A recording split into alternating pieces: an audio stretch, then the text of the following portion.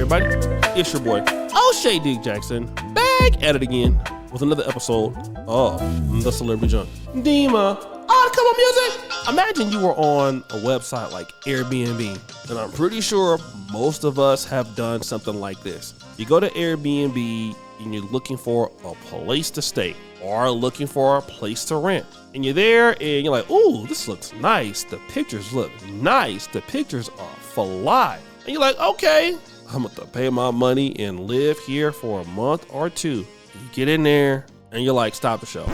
This ain't what I paid for. But the problem is you already didn't pay your money. And assuming that the person didn't want to give your money back, you would be pissed. Same thing works with Section 8. Now, Section 8 is a government assistance program for people who don't make a lot of money. So because they don't, the state or county subsidizes them, and they typically rent into what is a Section 8 verified house. So they pick a home, and the situation should be that the homeowner is going to get some money, and then the city pays the money to the homeowner, and then the renter is going to be housed. It's a win-win-win situation. The resident gets money, the homeowner gets consistent money, and then we don't have people out on the street. And we also know that Section 8 is always guaranteed. They may pay a little bit of money, but it's always guaranteed. Here's the problem. When the Section 8 house is faulty, and that is exactly what happened in the city of Dolton. You see, Tiffany Henyard, when she was a trustee,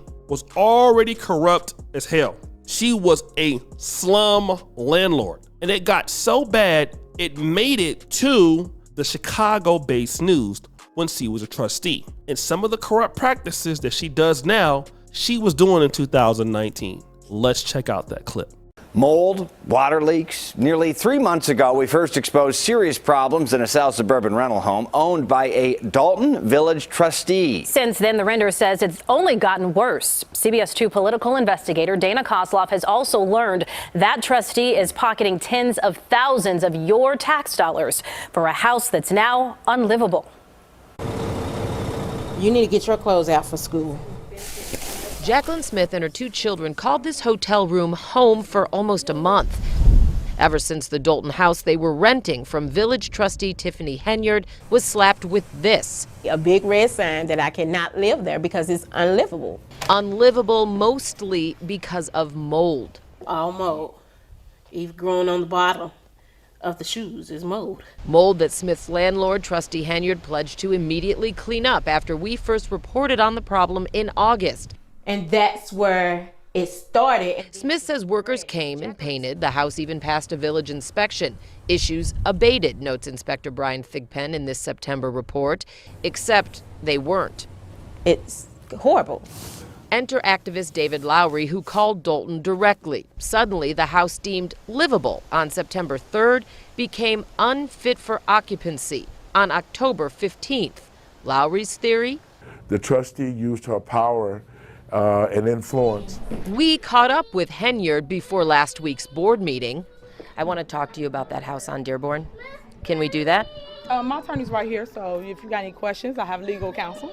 Talk to my attorney. So you want me to talk to your attorney and not you? You can't tell me how that house failed an inspection in October when it just passed it beforehand? If you have any questions, talk to my attorney. So we did. The inspection process is within control of the village, not of the trustee. She has been instructed by the village attorney to be treated just like any other property owner. Dolton's attorney says the house's inspection history is under investigation. And village records show a slew of past problems, with the house passing, then failing, then passing inspections for years, even before the Housing Authority of Cook County approved it as a rental property eligible for government housing assistance money, or Section 8. An HACC employee says as a landlord, Henyard's received $36,866 taxpayer dollars in Section 8 rent payments since 2017, when Smith moved in. Money that kept coming even after this foreclosure notice was filed against the house last year. We're staying in a hotel, so. All the while, Dolton taxpayers even helped foot the bill to keep Smith's family off the streets. He thought that, the village should be compassionate. She had nowhere to go. She had children. What we thought was to actually bill Trustee Henyard. I learned this afternoon that Jacqueline Smith and her kids are now staying with a friend. The Village is no longer paying for the hotel, and she doesn't have the money. I'm still waiting on a list of any citations Trustee Henyard received because of that house. In the newsroom, Dana Kozlov, CBS 2 News. All right, Dana will not forget. She'll be on top of it. Certainly will. Now, you saw the former mayor there. That was Riley Rogers. And at the end, he was pissed off. Let's go back to what he said at the end.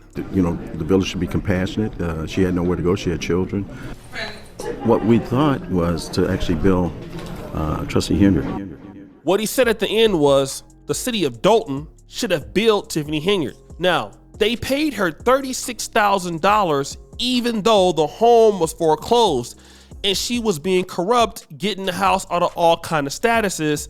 And then the lady got put out on the street and they still had to pay for it. But check this out. That caused a pretty big division between Riley Rogers and Tiffany Henyard. Remember when she was trustee, she ran on his ticket, but they often got into it in city council meetings, and situations like this made it evident.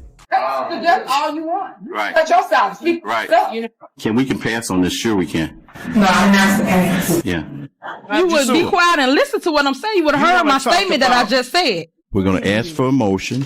Okay, well, I got a comment. Well, now don't take the roll call just because you want to be quiet now. No. And we can override. Okay. You're out of order, trustee. Million. They can leave. They can leave. I can leave. 236,000. You're out of order. And that's the problem. Pay attention. Wake up, residents. Oh yeah, they did not like each other. And remember, Tiffany Henyard conspired against him to get him out of office. Now, unfortunately for him, he had a stroke 2 months before the election and was not able to really campaign. So she won. But the reality was, Riley Rogers understood the fact that she was corrupt, she was shady, and she was problematic. And guess what? Kiana Belcher also mentioned that she saw things like this coming. But you know how sometimes you can always see somebody who they really are, but you try to ignore it? Yeah. The signs were there. The signs had been there in the beginning through the campaign. But the question is this: if y'all knew that she was doing stuff like this as a trustee, how did y'all even decide to let her run for mayor? This is something that I don't know. And I've been finding more and more and more stories on not just her, right? And I've never heard anything bad about, the brother Edward Steve or Jason House or Kiana Belcher or trustee Brittany Norwood, I've never heard anything bad about them. But Andrew Holmes and Tiffany Henyard, people like that. Henyard was having problems as a trustee. She was using the residents then. She cost the city of Dolton money then. So then the fundamental question is, how does she even get a part of the ticket to be joined at any part to be mayor when this scandal was out there? Obviously, everybody knew it. It was on the news. So then my next question is this, okay? And this is gonna be confrontational because you live and you learn. Then, because hold on, let me just say this. I'm gonna play this clip of Jason House, the trustee, who talked about how they organized the ticket to get Tiffany Henyard into office. She says that she carried myself and Trustee Kiana Belcher. So I do want to kind of highlight that because if she carried me, she would not have been begging for my endorsement on her in her video. That was a big ploy. I was asked to run for mayor, and at that time, I elected against it. And when you look at the real election in Dolton, so Dolton actually has a Democratic primary. We're largely a Democratic community. Yeah, so whoever wins that really wins the mayoralship. Yes. So when you look at the numbers of the real election was on February 21st of the same year. Mm-hmm. During that election, she won by 4%. She beat out the former mayor. She got the lowest vote total of any mayor that ever won the Democratic primary. Oh, wow. And so when I pulled the numbers up. She got 1,001 votes. The former mayor, who had a stroke a month prior, lost by 120 votes. He got 888 votes. Tiffany, who everybody knew she was was a little naive, and she would even admit that, okay, well, no, I got some things I'm going to learn, but I'm going to work with the team. That was the sales pitch throughout the whole campaign. Oh, well, I'm going to work with everybody. We're going to get this done. I understand I got some things to learn. I went out to many residents and told them, look, she's going to work with us. We all know her the sales pitch was, give me a chance. That was really said many times by myself, Trustee Belcher, trying to advocate for it. And if you look at the election results of what I'm going to say is the real election, the Democratic primary, and every trustee got more votes than the mayor did in that election. Now, I believe the brother's a good brother, and everybody deserves a second chance. But this is what I would want to do, okay? Because I believe there's some good trustees over there, good brothers.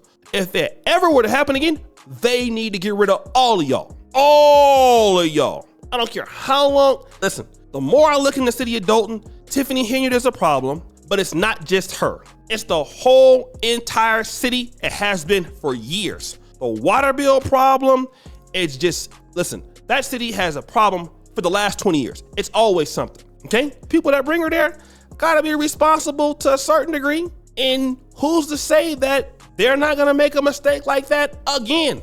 The city of Dolton has been making these sorts of mistakes for at least 2 decades now. If you type in Dolton and you go back and look at videos, infrastructure problems, all right? In the city, infrastructure problems. Like, let me play the clip of the infrastructure problems. Earlier today, we brought you a story about some safety issues in South Suburban Dolton. Number of fire hydrants not in working order, posing a serious hazard to that community. Well, some residents there complain that the infrastructure in the village has been neglected. Community activist Andrew Holmes, who's running for mayor of Dolton, pointed out some of the problems. And tonight, we'll also hear from the current mayor of Dolton. Whose problem is that? So guys, what do you think? It's your boy, Shady Jackson, back at it again with another episode of The Celebrity Junk. I appreciate you for all you do, sir. The bell. We're out.